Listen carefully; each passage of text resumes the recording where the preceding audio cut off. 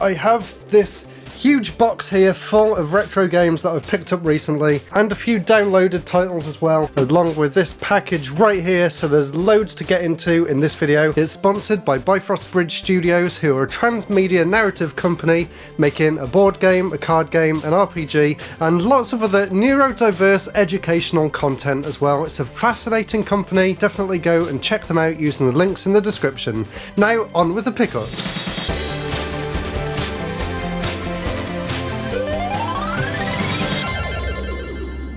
I have a few downloaded games that I want to talk about. Now the first one is called Eagle Island Twist, and I actually got a review code for this game a few months ago, but I've never had a chance to talk about it until now. It was basically two games in one, with the Twist version actually being separate level, and the original Eagle Island, which was also included, is actually a roguelike adventure game in which you go around different levels collecting different power-ups and different abilities in different orders to try and complete the stages, and every time you fail and retry, the stage is laid out completely differently, but it still has all of the same themes. I actually found both versions of the games to be really fun for different reasons. I loved replaying the levels in the original version, and I loved actually memorising the different challenges in the Twist version as well. I would definitely recommend the game if this sounds like something that you'd be interested in. And if you want to see more gameplay, I will upload my full gameplay videos onto my gameplay channel after this video's gone live. And the other downloaded game that I had is another one that I got a code for called 2D and Top D, and this one is fantastic. It was sent over to me by my friends over at Super Rare Games, and I was amazed by what I saw.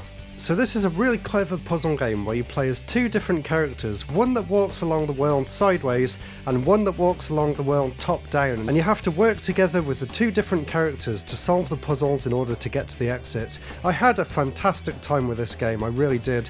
Unfortunately though, I don't have my PC here, so this was recorded using my MacBook, so I do apologise for the bad frame rate and the fact that there's no sound, but it didn't stop me having a great time, and you should definitely go and check it out if it seems like something you'd be interested in. And now with those two games out of the way, let's take a look at what we've got in this box. Starting with, in no particular order, I'm just going to go through what's at the top. So the first thing I got is Sonic Unleashed here for the PlayStation 3.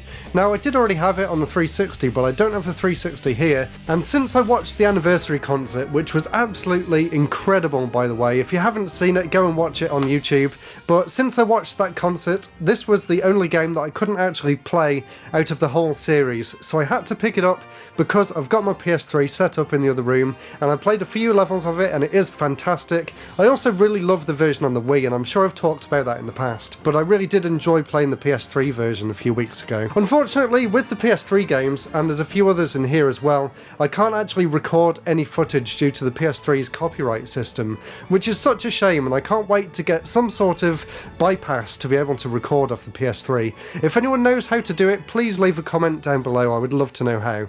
Now next here, this isn't exactly a retro game, but it is a retro re-release, or a remake should I say. This is Medieval for the PS4. I absolutely loved the original on the PlayStation 1, so when we were in Smith's toy shop the other day, I had to pick up the latest game for the PS4. It was on sale for only 20 quid, which I think is a good price. I haven't actually played it just yet, but I'm really looking forward to it. Maybe I'll give it a go this weekend to relax after doing some work at the new house. Now two more games for the PS3 that I've got here. We have Colin McRae Dirt and Colin McRae Dirt 2. This was a recommendation from my friend The Beard Gaming, who has a channel on here on YouTube, so go and check him out. But these two games are fantastic, especially the second one. I've actually been playing a lot of this and it holds up really well today. In fact, I much preferred this over Dirt 5 that I've got on the PS5. These next three games kind of go hand in hand, so I'm going to show all three of these off in this section. We have Microsoft Entertainment Pack for Windows 95. I haven't got a way of playing this, but this is one that I needed for a very certain reason, which you're actually going to find out very soon here on YouTube. And the other one is another game for Windows that I also haven't been able to play just yet. This is Alexis Dwice, and maybe there's a hint in the title for this game somewhere. And the third one, and this will probably give the game away, this is Wordtris for the SNES. I have played this one and I have to say it's a bit rubbish if I'm completely honest. It's a nice concept, but in terms of how it actually plays and in terms of how difficult it is to actually make words in this game. It's almost impossible, so see if you can piece together why I picked these 3 games up, and you'll be seeing it very soon anyway. Now, these next 2 things aren't exactly retro games, but I thought I would show them off anyway, as I do title this video game pickups these days. This, of course, is Skyward Sword HD, and the really nice Zelda and Loftwing amiibo, which you can see right there. The amiibo is amazing. I haven't actually taken it out of the box yet, but not because I wanted to keep it sealed, just that I haven't actually had a reason to use it yet, that's all. But the game itself, I absolutely love Skyward Sword. It's one of my favourite games in the series. This is actually my 4th or 5th time playing through the whole game now, and I am absolutely loving it on the Switch. The motion controls feel really good, just as good as they did on the Wii. The only gripe I do have is the fact that you can't just point at the screen, you have to recenter it first, because the Switch doesn't have a sensor bar. But apart from that, I think they did a fantastic job with the upgrade on this. Now, this next game I didn't really pick up for any particular reason, but I'm quite glad that I did. I actually saw this one in one of the many gaming magazines that I read on my iPad randomly. This is called Cluster, or Cluster for the Game Boy Color. There you can see it there. And if you can see on the back, it's kind of like a Tetris style game, but also not really. You actually control one square in the centre of the screen, and you move that around and attach the Tetris blocks to it, and then you have to form a 3x3 square to make them disappear, and then everything is sort of pulled into this one block in the middle. It's a really unique game and it's pretty fun, so definitely check it out. It was also super cheap, even complete in box. Another game that was super cheap, complete in box, this is Herbie Fully Loaded, and I can't actually remember why I picked this up, but there was a reason. It was something to do with the amazing looking graphics on the back there. You can see how good they look for the GBA. But unfortunately, when I started making this video a few days ago, I don't know where the game's gone. I had it out, I had it in my GBA, but somehow it's just vanished. I don't know whether it was in a box that's now at my parents' house because we're in the process of moving houses, but for whatever reason I can't show you any footage of it, so just enjoy a look at the box there. There you go. And there's the cartridge for Wordtris, which was in the box too. And the next game we've got is these 2 games, and there's a really nice story to go along with these 2, which is what this envelope is here. Hopefully I didn't show off my address then. And in here, I was so happy to get this. In here, if I pull it out, I didn't actually get to unwrap it because I got it sent to my mum and dad's house because I'm not living here that much longer, and I didn't want any post turning up when the new person moves in, so this got sent to them instead of me, so I went to pick it up on the weekend. This is from Michael at Game Boy Games, B-U-O-Y Games, Boy, Boo-yo, Boy, Boo. What do you call them things that float in the water? It's just boys, I think. Boy. Boy, boy, boy. So, anyway, whatever. Michael from Game Boy Games, thank you so much for sending this all the way over from Australia. What's even more amazing about the fact that he actually sent it over, I should actually go and put some of these on. He actually sent me some tattoos. Okay, this is the 3rd time trying this now. Let's see. Hey, it kind of worked. There we go. I'm now officially born and raised in Australia. And now I can have this as a celebration for being an Australian citizen. Let's go. What was really cool was how he actually sent this over. So it was all wrapped up in this koala bear style wrapping, and on the back it says, "I'm not a bear," and it even has a little tail that's stuck on there as well. And my mum was so confused when she got this, and I can't really show you the writing on the label, but his handwriting is almost exactly the same as mine, so she was really confused why I'd sent a parcel from Australia to her house. But no, it wasn't me, it was Michael, so thank you so much. And what did he send? Well, he sent me these tattoo. He also sent me over this little pin badge right here, which is really nice, his nice little logo. There was also 2 business cards, very nice, and a really nice long letter there as well. I won't read it all out, but it's so nice to get stuff like this off you guys who obviously really enjoy the channel and really enjoy what you do as well. And what he does is make Game Boy games, and I got both of them right here. So these are both Game Boy Studio games, and they're not exactly big enough for me to do a full video on, but I did play them just before filming this video, and it seems like they were kind of a personal project for him. This one kind of seems just like someone's life where they get a dog as a present and look after it, and you get to know about their family and stuff, which was quite interesting, but also a bit maybe personal. I don't know whether it was his own story or her own story. And this other one seemed to reuse a lot of the same rooms from the first game, but this one seems like some sort of fan game based on a event that you can go to in Australia, so they've kind of recreated it on the Game Boy, which is really cool. So thank you so much for sending both of those over. I'll put a link in the description if you want to go and check them out on itch.io and see what they were actually like. I think you can play them both online, but it is so cool to actually have these physical versions, along with a really nice little letter in this Christmas card, which I will definitely keep. So thank you so much. Now next up, this was something really exciting from Limited Run. This is the Shantae limited edition for the Game Boy Color, so let's get it unboxed and let's see what came inside. I'm very, very excited to get this. This is my first Game Boy game from Limited Run, so let's take a look and see what we've got in the box here. And as well, it also came with this little trading card here, and of course, as it's a Limited Run game, it also came with this little poster, which isn't really that exciting. What's exciting is whatever's in here, and it's been so long that I can't even remember what this special edition came with, so I better remember to keep showing the camera. If I come over there a bit, there you go. So there is the box, really nice and shiny as well, and this bit actually slides up or down like that, so this bit comes off, and inside we have this really cool like 80s style thing that says Limited Run Retro Collection, so that's really cool. And then this bit comes off, and inside, whoa, here we go! Limited Run Shantae for the Game Boy Color, and this comes out really nicely there. Ooh, and that is sealed as well. I bet these are going to go for a lot on eBay in the future, but I am not one for selling my collections, so let's get this. I might just go and get some scissors. I've got to be a bit careful with this. Okay, I got a bit. Let's try and get this open. I'm so scared to do this. Why is there no like Nintendo seal across it?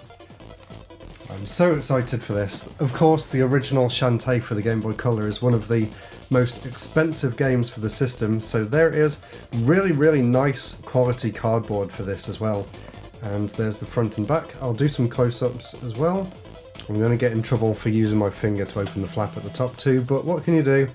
I'm more interested in just having the game as part of the collection. So we've got a really nice instruction manual there. I'll take a look at that in just a second. And of course, as well, in here we have the game itself. There it is, in some bubble wrap. And there's actually something else in there as well, which is hiding. I just noticed that. So let's first take a look at the game cartridge. Wow, that's actually really nice. That's like almost an official Game Boy Color game. Wow. Like I said, I'll do close-ups, but first impressions, very, very impressed by that. That is really nice. I'll put that in that box there, and let's see what this purple thing is that's hiding in here. I wouldn't have even noticed that. Let's slide that out, and we've got what looks to be the bottom of a display stand. Yeah, not sure what this is for yet, but it says Shantae on it, and it's got some little slits in there, so, and it's just cardboard on the back, so let's see what else we've got. Oh yeah, let's have a look at the instruction manual while we're here. It is in full colour, that's always a good sign, and it's all in English as well, because I opened it from the back and even the back's in English. That's really nice. I wonder how similar this is to the actual Game Boy Color one. I did notice that on this page here they haven't actually used the Game Boy Color you know, official branding or anything. It's like a unbranded Game Boy Color, which is a bit off shape, so that's kind of interesting. And it does have 2021 next to the Way Forward logo as well, so you can tell it's not just a simple repro, they've actually remade it for this release. So let's put that over there along with the game. And there is something else in here as well, because this box is quite heavy, so let's take out this cardboard if I can. If it does come out, yes it does. Ah, that's what else came with this. We've also got an original soundtrack on CD. And what looks like a poster, so let's take a look at the soundtrack. Once again, it is sealed, and it says it has 31 songs on the back there, so let's have a look and see what the disc looks like. Okay, that's really nice. There you go, so that looks really cool. And we've also got a nice picture in there as well, and a nice coloured background. There's nothing actually inside that cover, it's literally just a front cover and an image on the back. So I'll copy that onto the computer in a bit, get that soundtrack off there. And the other thing that came in there is this poster, which is actually a lot bigger than I thought it was. Let's get this folded out. I might have to step back a bit here. I'm a bit worried about damaging it because it's very, very folded up. Wow, that's really cool. Look at that. That is awesome. I'm so happy to have that.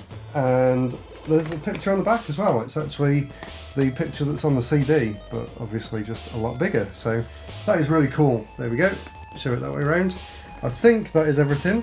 Let me just have a look underneath. Oh, wow, no, there's even more. Oh, awesome. So we've got as well. Wow, it's been so long since I ordered this. I've literally forgot everything it came with. We've also got a Shantae coin, which has an embossed picture of Shantae on the back and the logo on the front. Oh man, I'm loving this. What else do we have here? We have, this must be what that standee thing was for, so let's get this opened up. So here we have acrylic stands. There's one of Shantae and there's one of the logo, so let's add them to this. And in here as well, I can't believe it's come with so much stuff. Let's see what else is here. Here's another set of standee things. This one is... I should know who this is. I just finished playing the 3DS game. Don't know, the zombie girl. Let me know in the comments what her name is. And there is one more thing attached to this piece of cardboard here, and it looks like it's a pin badge. So let's take these two back plate things off. And yeah, there's the final part of this collection here, which is this Shantae pin badge. So let me just put those rubber protectors back on. I'm not sure where I'm going to put this just yet. Overall, super happy about that. I really can't wait to actually play the game. I did play it many years ago when it came out on the 3DS Virtual Console, of course, but as I've just finished work, I'm going to grab my Game Boy SP and put it in there and give it a go right after filming this video. There we go. And they've actually got a new intro screen where it says limited run games as well. Now this is a PS1 game that someone recommended to me on Twitter a long time ago, and I actually only got round to playing it earlier today. This is called World's Scariest Police Chases, and I can see why people at the time really enjoyed this. It's an open world style game where you play as a police car and you have to try and ram other cars and try and catch them on the roads. It's not quite like Need for Speed, but it's a really cool game. Now, 3 PSP games. Unfortunately, I don't actually have the PSP here, so I can't show you any gameplay footage, but they are 3 games from the Need for Speed series. We have Need for Speed Shift, which is actually still sealed. I got this for all of like £2 off a website that the Beard Gaming sent over to me actually. We also have Need for Speed Wanted 510, and we have Need for Speed Carbon Own the City, so really glad to have all these. I am trying to track down every single game in the Need for Speed series, so this is just 3 more to add to my collection. These are 2 games for the PS2. I actually got this one from my friend who was clearing out some of his PS2 games. This is TOCA Race Driver 3. I've heard really good things about the TOCA series. I've never actually played any of them before though, so when I do get my PS2 back and when I get it set up, this will be one of the first games that I want to play on it.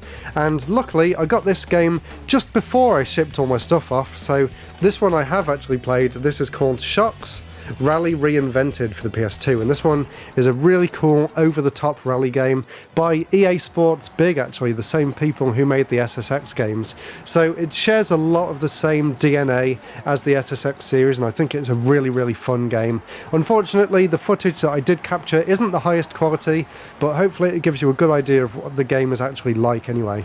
Now, 2 games for the GameCube, both racing games again. Another Need for Speed game first. This is Hot Pursuit 2. I picked this one up quite cheap just to add to my Need for Speed collection. I know a lot of people really like this game, so I was really excited to give it a go, and I think it controls really well, so I will definitely be playing more of this in the future. It also has a really good, well thought out single player mode as well, where you go through a different set of challenges in sort of a pyramid structure, which is really fun. And the other game, which is by far the game that I've played the most so far out of everything on this list, I've literally been playing this one every single day after work recently. This is Burnout 2 for the GameCube. What an incredible game this is. I had it on the PS2 already, but I much prefer the GameCube. It's one system that I did actually keep here, and I've got it plugged into the TV in the other room, and like I said, I've been playing this game permanently. It hasn't even been out the system yet, and I just absolutely love it. I'm actually going to try and finish all of the single player challenges. Now, these next three things were for another collection that I was trying to get through. This is one of the three things that I picked up for the Daytel Game Boy range. This is a double pack which comes with Race Time and Pocket Smash Out, which I got together in this really nice complete in box thing here from Amazon actually, and the guy that I messaged on Amazon to check the quality said he'd literally had it up on his store for about 20 years and he had to go and find it in the warehouse. You can actually kind of see at the top there that it's actually still got dust on it from when it was stored away. I cleared most of it off, but some of it's still there. But yeah, it's in pristine condition and I was so happy to get that. And I also got two other variants that I was missing. This is Space Invasion on its own. Unfortunately, the box for this isn't in very good shape, and this is Space Invasion and Karate Joe. And I think, yeah, the game is in there. The other one isn't with me at the minute, but that's what they look like. And if you want to know more about these games and why I am trying to get all of them, I actually did a video on the entire series a few months ago, so I will link that up in the eye in either of those corners when it pops up. And saving the best till last in this box, and by far the most expensive as well, this is a game that I've been looking for a long time now. This is RoboTrek for the SNES by Quintet and published by Enix, and I'm sure you know why I got this if you've been on the channel for a while. I am planning at some point in the future to do a retrospective on all of Quintet's games, and this is one that I needed for that collection. Unfortunately, it didn't come with the instructions, so I'm trying to track them down separately, but to get this in the box for less than 200 quid, I'm not going to say how much it cost, but it was less than 200 quid, just about. I am super happy to have RoboTrek finally. You have no idea how long I've actually wanted this game for. I haven't played it just yet. Well, I've played a little bit just for the intro, but I do want to play through the entire game and capture footage for my retrospective, which I promise I am working on in the background. Now, before we take a look at what's in this box down here, there's one other really cool thing that I want to show you.